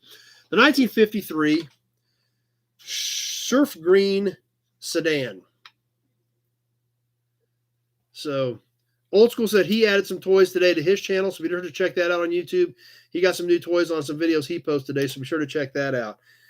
Big Job reminds me of a starter model. That's exactly what I thought until I seen all the print on it. The 1953 Chevy Sedan in surf green, a little bit of warpage to this car as well. Definitely some right here on the hood. Does still have both bumpers, front and rear on it. This one was actually a bank, as it says on the bottom, to help you save for a rainy day or to help you buy your new Chevrolet. On the bottom, whoa, if I can hold on to it here, of the promo model. Don't have a key for it, but it was actually a bank to save for your new Chevrolet.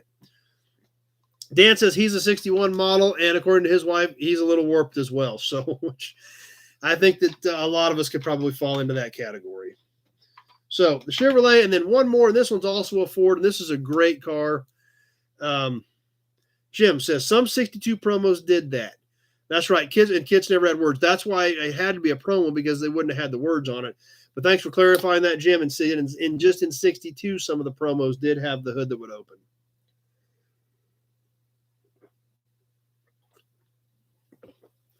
Last one. This was also on Toy Tuesday, but it's a really cool car. It does have a little bit of warpage to it, but it is a beautiful car. The 1960 Ford Tudor hardtop. These were a great design with this real flowing C-pillar, and you can kind of see it actually has the little stars molded into there. It's got the wide rocker trim back here. It does have the 60 only tail design with the low flat fins, and obviously the 60 very distinct 60 only nose. Once again, a little warp to this body, but a very pretty car in the two-tone blue with white top.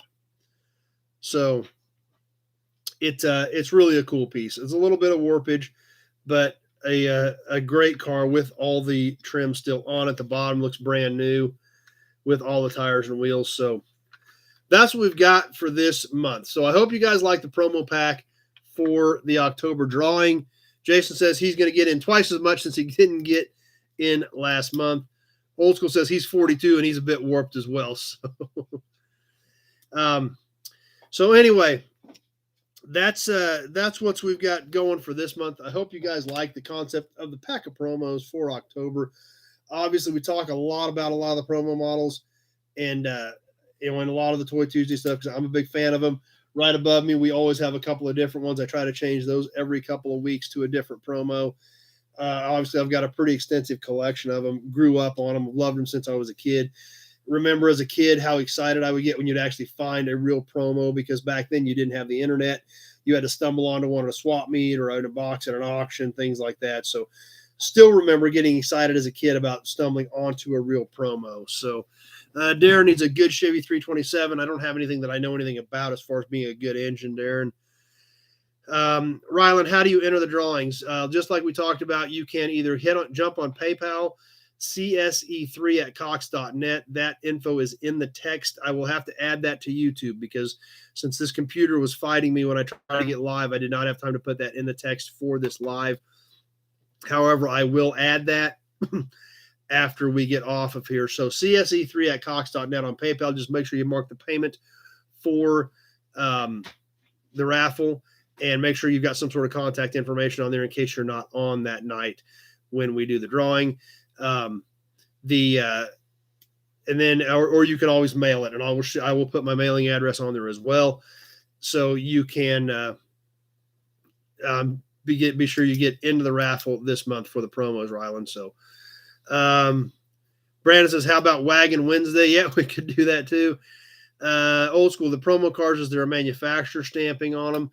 I don't remember if there were or not. This one, I don't see anything on this particular one. A little more digging on them, but I don't see anything on these couple here. So, do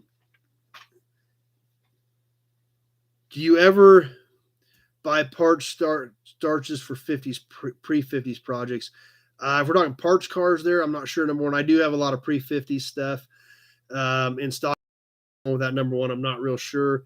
Ryan says, thanks. That's great. Be sure to get in this month. Maybe you can win some promos. Bill says, AMT, Johan, or SMP were the only manufacturers of promos. So not sure what these particular ones were, but obviously AMT, Johan, and SMP were the primary manufacturers of them, as what Bill threw up there for us. So anyway, that's what we've got going. And hope you guys like it. Hope you guys are excited about it. Like I said, as long as it keeps, supporting itself, we'll keep doing it. If we get to the point where we're not selling enough chances to cover what I'm spending on, to buy the stuff to do it, obviously we will have to, reevaluate at that point. So far, it's covering the, what I'm spending on the pieces and the shipping. So we'll keep boogieing with it. But hope you guys are excited about it as I am. As you know, I love promos. I know a lot of us on here love promos. So I thought that's what we do. We've got more promos to check out on Tuesday night on Toy Tuesday. That last box about a week and a half, 2 weeks ago was 16 more promos in that one deal. So we got more of those coming up as well. So anyway, that's what's happening. Hope you guys enjoyed it. We got coming up for next week. I got one or two more videos from the Pioneer Auto Show. We'll catch one of those.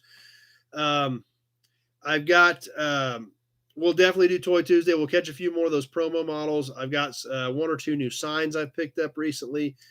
A lot of cool stuff. Just have to get regrouped and get kind of back on the rails of a normal schedule for me. We'll get some more stuff shot from the yard. And also another thing I did, when I was out of town a few weeks ago, I stopped by a buddy of mine's place who's got a big yard. We did a few videos there. Year and a half ago. He was gracious enough to let me shoot a few more videos. I'm sure some of you guys probably remember that, I was at a friend of mine's yard. He's essentially not open. He's retired. He kind of opens for a couple hours when he feels like it for whatever that day happens to be.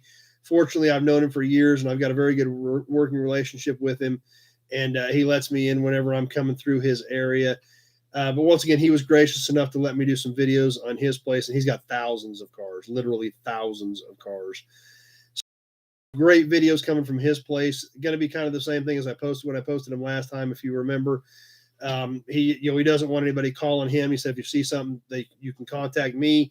I get through there half dozen times a year. Probably usually not even quite that much. A handful of times I get through there every year. So if there was something you really needed in one of the videos, you can always call me and I'll put it on a specific list to try to help you out with that next time I'm there. But regardless, he was gracious enough to let me do some videos, even though he's not really open and doesn't want a bunch of people calling him to mess with a lot of that stuff. So, but fortunately, he's going to let me share some of it with you because it's a great place with a lot of cool iron in it. So got some of that stuff coming up as well. So that's what's happening on my end. Let's see. A couple things popping up. Dan says he's definitely getting in this time. Number one, is it cold enough for a yard walk? We do need to get a yard walk in, and hopefully, now that things are going to get back on the rails, I'm going to be around for the next few weekends because my last several weekends have just been bonkers.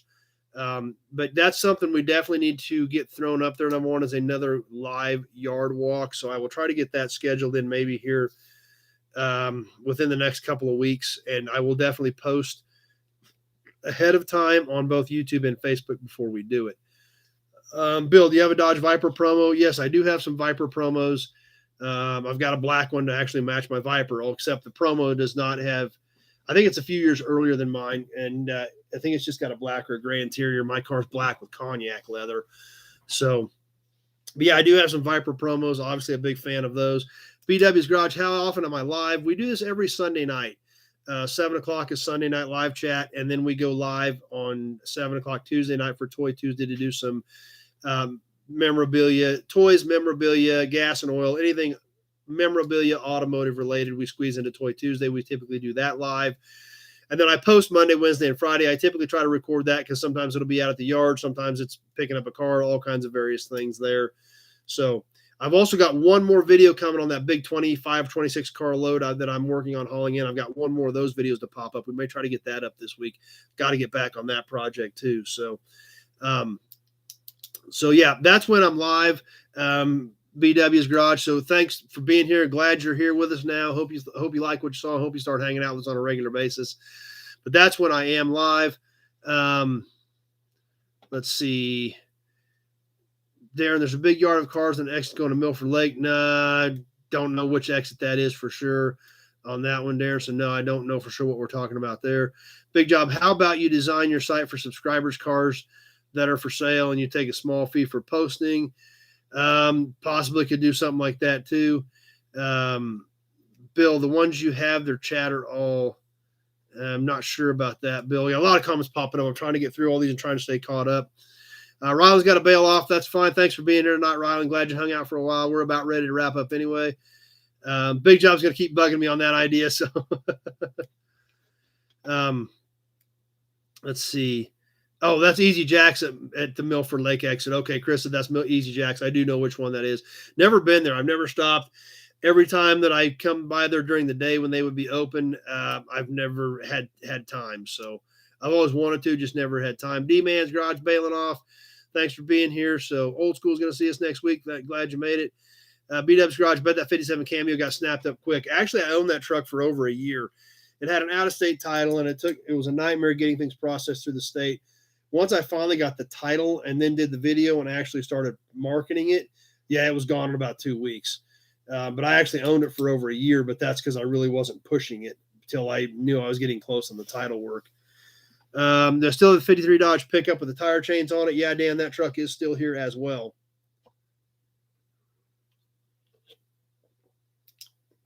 So anyway, that's what's coming up. We'll get you some new videos out next week. As always, I appreciate you guys swinging by, hanging out.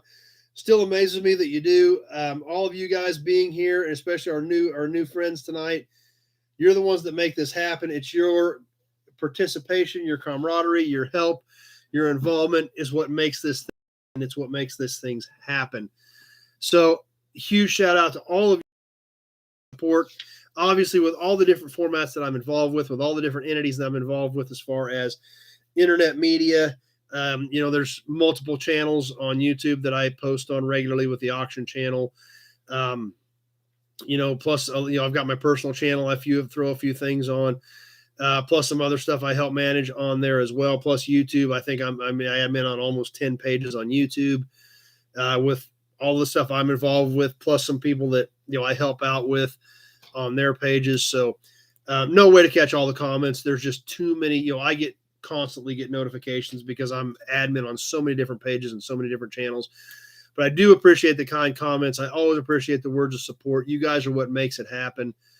BW's Garage, he'll be sure to let his viewers know on Friday, his Friday Lives, about your channel.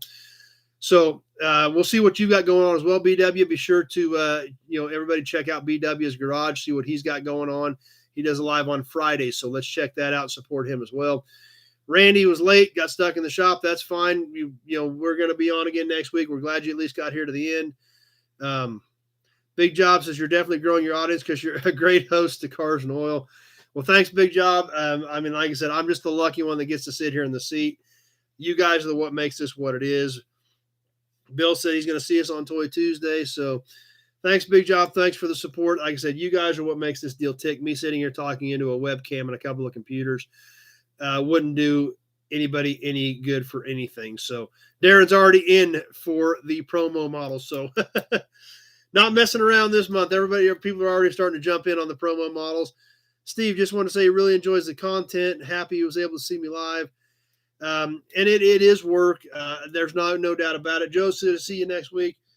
Like I said, every week I do spend some time building this. I've got these worksheets that I build up. Obviously, I didn't have a lot in this one for the topic for tonight because it was about the auction yesterday, and I lived that entire thing. So there really didn't have to make a lot of notes because I lived the entire thing. So, but I do try to put together a quality product every Sunday. I hope you guys appreciate it. And I hope I'm doing something that you guys enjoy. If you have different ideas, if you don't like something we're doing, just tell me and we'll talk about it. We take something out, we can add something new in. The magazine was just an idea I came up with. The badge was just an idea I came up with. Obviously, industry news and topics is something that is always happening in our industry and something that we can discuss and get input from all of us on it. So super cool, super great. And I'm super appreciative that you guys do enjoy the content. And I do try to put together a quality product for you guys every Sunday night. So I do appreciate the fact that you appreciate it. Dan says, great show. Congrats to Jess on the Nash. So that's right. Jess has the Nash now. So we don't have to hear about her getting the Nash every week because she's now got it. So anyway, had a great weekend. Thanks to all of you for being here. Super appreciate you stopping by. We'll see you Tuesday night live. Check out some more promo models and see if we get out a sign or whatever. I don't know. I've got to get my wits about me. I got to drag all this. I bought more members. Shocking to probably no one on here. I bought more memorabilia yesterday at the F&E Collector Auto Auction. So Big Job says, Raffle, we win with the show. Well, that's great. Thanks. I really, really appreciate it. And I appreciate everybody being here. I appreciate the new ones tonight, like BW's Garage. And appreciate you guys telling your friends about it. And because we've got such a great, great group on here. I don't have a moderator on here. And what's even more awesome is when we have spammers jump on, I know I've got you guys out there who have my back to jump all over them and make sure that they know that they are not welcome on here in our group. Wow, Brandon says best show since the A-Team. I love the A-Team. I used to watch the A-Team religiously when I was a little kid. So that I'm going to take that as like a massive compliment, Brandon, because I loved the A-Team. So I'm glad you enjoyed it as well. So we'll get ready to wrap up. Wow, we've gone quite a while. I didn't even realize how long we'd gone tonight. Wow, that's crazy. So I apologize. I didn't know we went quite this far. So, yeah, Big Job's really, really shocked that I bought some stuff at the auction. But, hey, I didn't buy any cars. So I just bought memorabilia, although I spent too much money on memorabilia because there was some local signs there that my dad and I bought, and there were two of them. We split them up. We both took one. And we really paid up for them, but they're local dealership signs. So what do you do? So anyway, we got that stuff coming up as well. like I said, see, Mike says he would tell his friends, but now I think you got more friends than just me. So I know you do, as a matter of fact. So, but anyway, I super appreciate you guys being here and making this what it is. I super appreciate you inviting your friends to help make this even better than what it has been, because we're all going to grow it and make it better and have a great time doing it. As always, thanks for coming by. I super appreciate it. I hope you had fun tonight, even though we did go a little long. It's been a great time. We'll see you Tuesday night. We'll get some more content worked up for this week, and definitely see you here next Sunday night live chat, 7 o'clock Central Time. Scott was a Fall Guy fan. I never watched much of the Fall Guy, so I don't know much about the Fall Guy, except he had a brown square body. I do know that much. Hope you're excited about the promo raffle that we've got coming up. And we will see you all next Sunday night, 7 o'clock Central Time for Sunday Night Live Chat. Thanks for being here tonight. Thanks for watching, everybody, and we will see you next week.